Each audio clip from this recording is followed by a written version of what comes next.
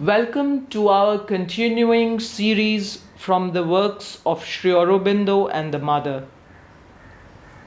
Self-Discipline, Part 3. From Sri Aurobindo.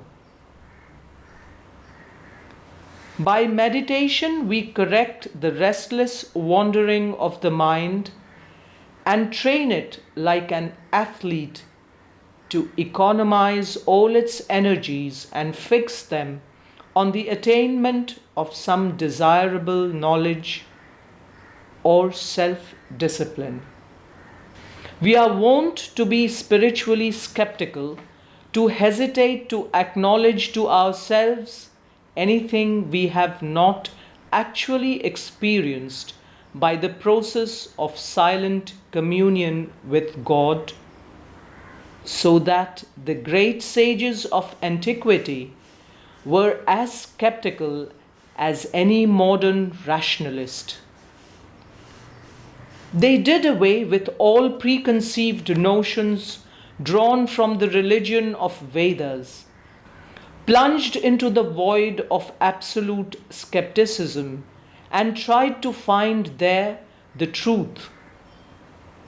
They doubted everything: the evidence of the senses, the reality of the world, the reality of their own existence, and even the reality of God.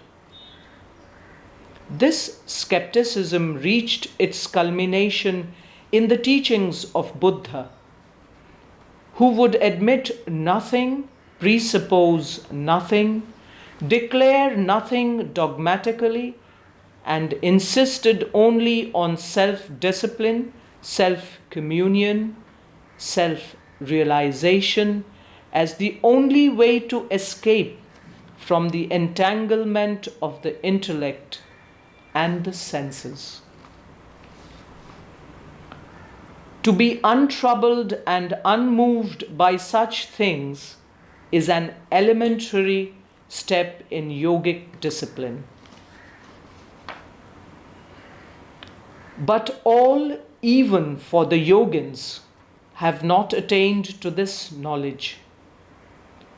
Some yogins follow after the sacrifice which is of the gods.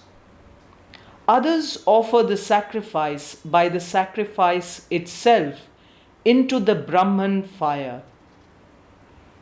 The former conceives of the divine in various forms and powers and seek him by various means, ordinances, dharmas, laws, or as we might say, settled rites of action, self-discipline, consecrated works. For the latter, those who already know the simple fact of sacrifice, of offering whatever work to the divine itself, of casting all their activities into the unified divine consciousness and energy, is their one means, their one dharma. The means of sacrifice are various, the offerings are of many kinds. There is the psychological sacrifice of self-control and self-discipline, which leads to the higher self-possession and self-knowledge.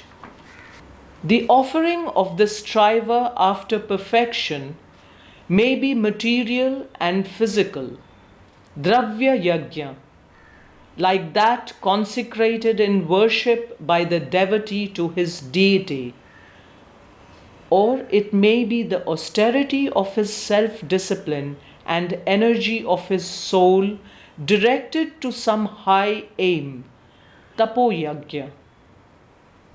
Or it may be some form of yoga like the pranayama or the raja yoga and hatha yogins, or any other yoga yajna. All these tend to the purification of the being. All sacrifice is a way towards attainment of the highest. The process of this self-discipline or sadhana is therefore long and difficult. But even a little of it is so much gained because it makes the ultimate release and perfection more possible.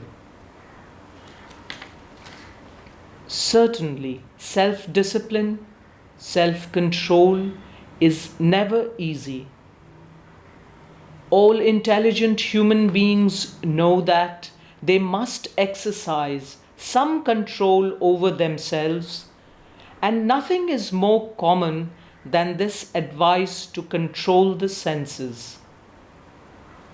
But ordinarily, it is only advised imperfectly and practiced imperfectly in the most limited and insufficient fashion. As for outward things, what has been lacking in you has been discipline, order, self consecration in your work. You have acted according to your impulse and fancy and been unable to do any work steadily and with devotion in the work. The mother gave you library work to do, and it has not been scrupulously done. She asks you, for the sake of your own self discipline, to do that little carefully and scrupulously in the future. For the rest, you can go on with your music and your sadhana, but let all be done in a deeper spirit and as an offering to the divine.